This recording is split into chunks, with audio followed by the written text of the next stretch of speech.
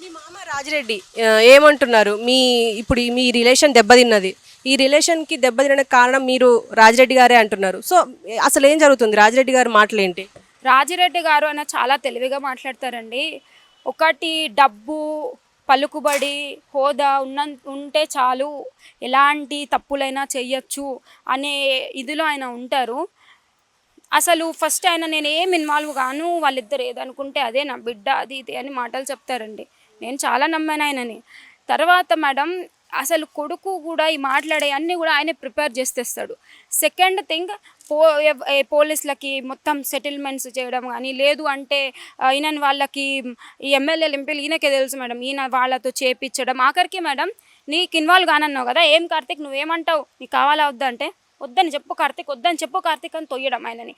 నువ్వు నిజంగా ఇన్వాల్వ్ కానోడివి అయితే నువ్వు ఎందుకు ఇన్వాల్వ్ అవుతున్నావు? ఇప్పుడు ఆయన ఎందుకు చెప్పమని చెప్తున్నావు? నువ్వెందుకు పొలిటీషియన్స్ని ఇన్వాల్వ్ చేస్తున్నావు? నువ్వెందుకు వీళ్ళందరినీ ఇన్వాల్వ్ చేస్తున్నావు ఈ కేసులో? ఇప్పుడు ఫైనల్‌గా మీరు ప్రభుత్వాన్ని గాని అంటే ప్రభుత్వం వాళ్ళు ఉన్నారు అంటున్నారు. సపోర్ట్ ఉన్నారు అంటున్నారు. ఇప్పుడు పోలీసులు కూడా సపోర్ట్ ఉన్నారు అంటున్నారు. సో, వీళ్ళందరి ద్వారా మీరేం కోరుకుంటున్నారు మా మీడియా ద్వారా? నాకు ఏం లేదు మేడం, నాకైతే నా భర్త కావాలని ఉంది మేడం.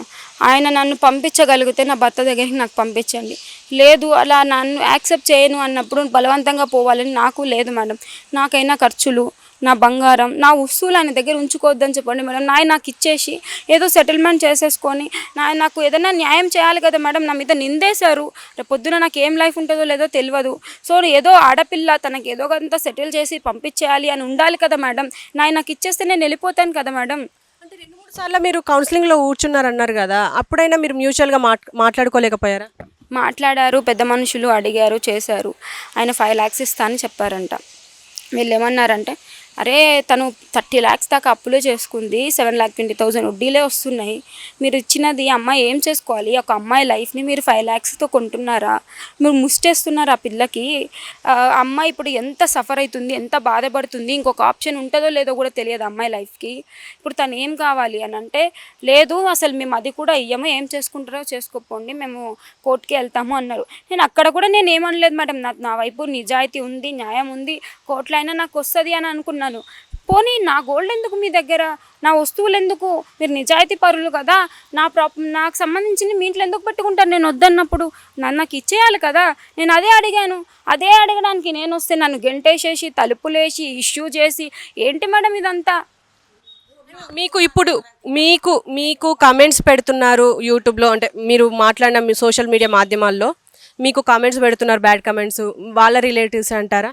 అవునండి, నేను నేమ్స్ చదివాను. ఇప్పుడు పూర్ణ వాళ్ళ బాబాయ్ వాళ్ళ బాబు అండ్ అబ్బాయి డిగ్రీ ఏమో బీటెక్ ఏమో చేస్తున్నారు. చూడండి, ఆయన ఒక స్టూడెంట్. ఆయనకి ఇక్కడ ఏం జరుగుతుంది అంత కంప్లీట్గా తెలియదు. ఎందుకంటే ఆయన వచ్చి నాతో, నా హస్బెండ్తో మా ఇంట్లో లేరు. మా ఎవ్రీ కాన్వర్జేషన్లో ఆయన లేరు. ఎవరి పెద్ద మనుషుల దగ్గర ఆయన లేరు. ఎక్కడ పోలీసుల దగ్గర కూర్చున్నప్పుడు ఆయన లేరు. మా మామ డబ్బులు ఇచ్చి మేనేజ్ చేసినప్పుడు లేరు. పొలిటీషియన్లు తీసినప్పుడు లేరు. లేకుండా మీరు మాట్లాడే రైట్ మీకు లేదు. మీ వాళ్ళని సపోర్ట్ చేసుకోవడానికి, ఒక ఆడపిల్ల మీద బ్లేమ్ వేసేయడానికి నోటికొచ్చిన మాటలండి. లంజ్ అంట, స్కంబర్ అంట, స్లర్ట్ అంట, మనీ మైండెడ్ అంట, చదువుకున్నదైతే ఇలా మాట్లాడదంట. ఇలానేనండి ఒక మనిషితో మాట్లాడేది, ఒక అమ్మాయితో మాట్లాడేది ఇలానేనా? నీకు తెలుసా నీ అన్న ఏమేం చేశాడో? నీకు తెలుసా నీ అన్న ఎంతలా తాగుతాడో? నీకు తెలుసా నీ అన్న అసలు నీ వదిన కాడికి రాలేదు, నీ వదినని ఇబ్బంది పెట్టింది తెలుసా, కొట్టింది తెలుసా, తిట్టింది తెలుసా? నీకేం తెలుసా నువ్వు ఇన్వాల్వ్ అవుతున్నావు? నీకేం తెలుసా అని వచ్చేసి అక్కడ ప్రజలు కూడా నాకు న్యాయం చేయకుండా, ప్రజలకి కూడా నా మెసేజ్ వెళ్ళకుండా ఆపడం కోసం నువ్వెందుకు బ్యాడ్ కమెంట్స్ని పెడుతున్నావు? నేను ఒక్కటేనండి దండం పెట్టి చెప్తున్నాను, ఒక ఆడపిల్ల లైఫ్ని ఇక్కడ ఖరాబ్ చేసేస్తున్నారండి. ఇలాంటి వాళ్ళు చెప్పేయి ఈ కమెంట్స్ని, అలాంటి వాటిని ప్లీజ్ దయచేసి నమ్మొద్దండి. వాళ్ళు కావాలని వాళ్ళ పర్సన్స్తో వాళ్ళు కావాలని పెట్టించుకుంటున్న కమెంట్స్. నాకు నాకు నా సైడ్ అసలు సపోర్ట్ రాకుండా ఉండడం కోసం నేను నిజంగా వాళ్ళు చెప్పినట్టు కోట్లు డిమాండ్ చేసిన దాన్ని అయితే నాకు ఇచ్చేయ్యా పోతా అని నేను అన్నానండి. ఇక్కడ కూర్చొని నువ్వు ఇస్తేనే పోతా, లేకపోతే లేదు, నేను అట్లా చేసుకుంటా ఇట్లా చేసుకుంటానని ఇంకా బెదిరించేదాన్ని అండి. నేను ఇక్కడ ఏం బెదిరించట్లేదు. నేను ఇంట్లో కూర్చొని మంచిగా మాట్లాడుకుందాం అని వస్తే నువ్వే బయటికి వెళ్ళగొట్టి, నువ్వే గేట్లు వేసేసి వెళ్ళిపోయి, రాకుండా 3 రోజుల నుంచి ఇక్కడ కూర్చుంటే దొంగ పారిపోయినట్టు పారిపోయి నువ్వు చేసి, అంతా మీరు చేసి లాస్ట్కి నేను తప్పు అంటే ఎంతవరకు కరెక్ట్ అండి అది? ఇప్పుడు కార్తిక్కి సిబ్లింగ్స్ ఉన్నారు. కార్తీక్కి ఒక అక్క ఉన్నారు అంతేనండి. పూర్ణ అండ్ ఈ కోమలిక వీళ్ళు ఎవరంటే వాళ్ళ బాబాయ్ వాళ్ళ పిల్లలు. ఇప్పుడు మీరు కార్తిక్ తోని మాట్లాడే ప్రయత్నం ఏమైనా చేసిండ్రా? అంటే ఫోన్లో చేయడం కానీ మెసేజ్లు చేయడం చాలా సార్లు ట్రై చేశానండి. నేను ఆయనతో మాట్లాడనీకి, కలవనీకి నేను చాలా ట్రై చేశాను. ఆయన అసలు ఎంత నేను ట్రై చేసినా కూడా ఆయన రెస్పాండ్ అవ్వడానికి కానీ, కనీసం నాతో మాట్లాడడానికి కూడా ఆయన ఇంట్రెస్ట్ చూపించడం లేదండి. నాకొద్దు, ఇంతే, ఇంకదే మాట, నాకొద్దు, వద్దు. మీరు చెప్పండి మేడం, మీరు ఎన్నో కేసులు చూసుంటారు. ఇప్పుడు మీ మహిళా మండలి ఇప్పుడు ఈ కేసుని మీరు ఎలా చూస్తున్నారు? అందరికీ నమస్కారం. నా పేరు అనురాధ. నిన్న సామరస్యంగా వచ్చినాము అన్న. మేము ఒక మహిళా మండలి లీడర్గా లేక రాలే, ఒక పెద్ద మనిషి లెక్క వచ్చినాము. ఈ అమ్మాయి మిర్యాలగూడెంకి వెళ్ళి వచ్చింది, మన హైదరాబాద్కి వచ్చింది, ఇక్కడ ఎవరు రిలేషన్ కూడా లేదు అని ఇంట్లో నేను తీసుకుపోతాను. ఇంట్లోకి వెళ్ళినాం. ఇంట్లోకి వెళ్తే డోర్ పెట్టేస్తే మీరు లోపలికి రానియకపోతే అన్నయ్య మేము బయట కూర్చుంటాం, నీ పరువు పోతుంది. మేము బయటికి వెళ్ళి వచ్చినప్పుడు లోపల కూర్చోబెట్టి మాట్లాడదాం, సామరస్యంగా మాట్లాడదాం అని చెప్పినాం. సరే అమ్మ మీరు రండి కానీ ఆ అమ్మాయి రావద్దు. మేము అమ్మాయి తరఫు నుండి వచ్చినాం. అమ్మాయిని బయట పెట్టి మేము వచ్చి లోపల కూర్చొని మాట్లాడడం పద్ధతి కాదు. అమ్మాయిని కూడా కదా అని సామరస్యంగా మాట్లాడదామని చెప్పేసి కూర్చున్నాక వెనకటివి ముంగటివి అన్నీ తొమ్మినాయన. అయితే ఇవన్నీ కాదన్నయ్య, మీ కూడలామె, మీది ఇంకా రిలేషన్ తెగిపోలేదు, కోర్టు నుండి విడాకులు రాలే, అమ్మాయి పెళ్ళయి సంవత్సరం కాలే, మీరు కోర్టులో అప్లికేషన్ పెట్టుకున్నా కూడా, పిటిషన్ వేసుకున్నా కూడా సంవత్సరం కానీ తీసుకోరాడు, ఇంకా రిలేషన్ ఉంది, మీ కూడలామె ఉండని. అంటే నాది ఫంక్షన్ ఉందమ్మా, ఫంక్షన్ అయిపోయినాక మాట్లాడతాను. అయితే ఫంక్షన్ అయిపోయినాక మాట్లాడతా అంటే ఫంక్షన్కి నీ కోడలు ఉండాలి, ఒక్క కొడుకు అన్నప్పుడు నీ కోడలు కూడా ఉండాలి.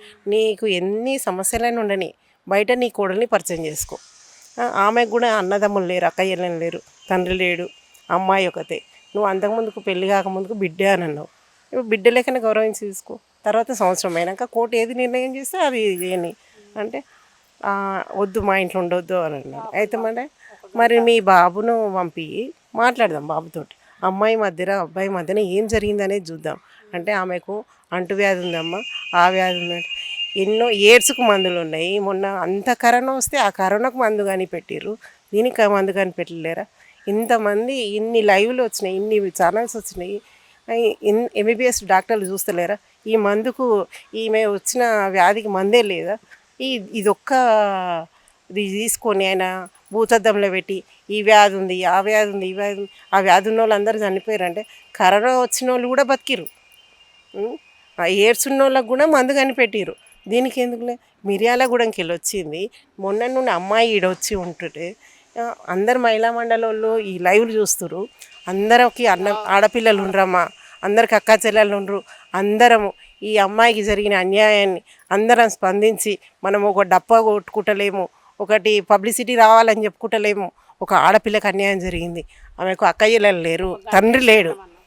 నిన్న నుండి తిండి తినక అమ్మాయి ఈడ కూర్చుంటే మా కళ్ళకి నీళ్ళు వస్తున్నాయి. ఇంట్లో తాళం వేసుకొని పోయిండు అబ్బాయి, ఆ పిల్ల ఏం తింటుంది?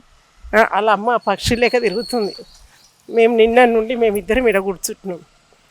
అక్కడి నుండి ఇక్కడ నుండి రోడ్ పోంటి మగ పిల్లలు పోతుంటే ఆ పిల్ల గజగజ వణుకుతుంది. పోలీసు వాళ్ళకి ఫోన్లు చేస్తున్నాం మేము, అమ్మ మేము పొద్దున్నే వస్తామని చెప్పేసి నిన్న రాత్రి 9 గంటల దాకా ఈడ కూర్చొని పోయాను. మాకు కూడా ఇల్లు సంసారాలని, మేము మా మొగలు ఈడ కూర్చుంటే మాకు ఇంట్లో వేరే న్యూసెన్స్లు అవుతాయి.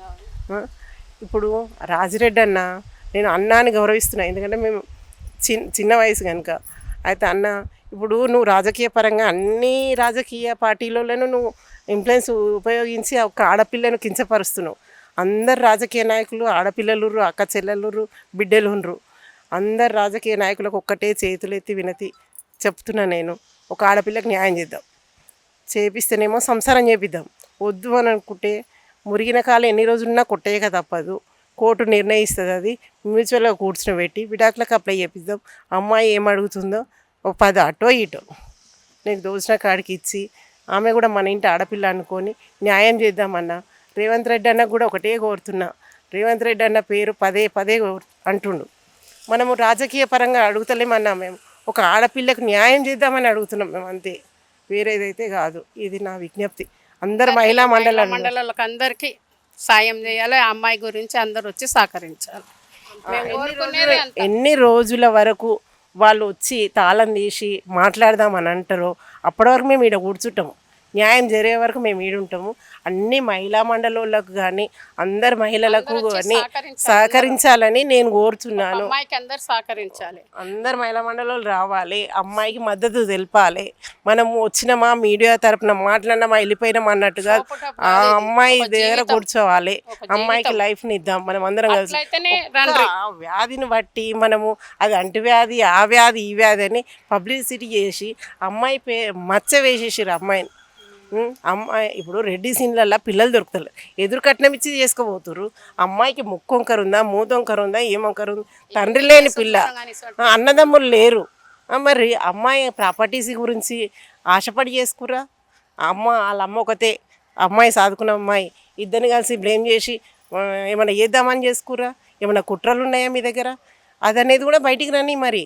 ఎందుకంటే ఇప్పుడు ముఖ్యమంత్రి పేరు చెప్పుకుంటుండు రేవంత్ రెడ్డి అన్న కూడా అందరికీ ఆడపిల్లలకు నేను మీ అన్నలేక నిలబడతాను అంటుండు. ఒక అన్న చెల్లెలకి సహాయం చేద్దామని అన్ననే కదరి రావాలి ఇప్పుడు. ఎందుకంటే ఎమ్మెల్యేలు ఉండ్రు.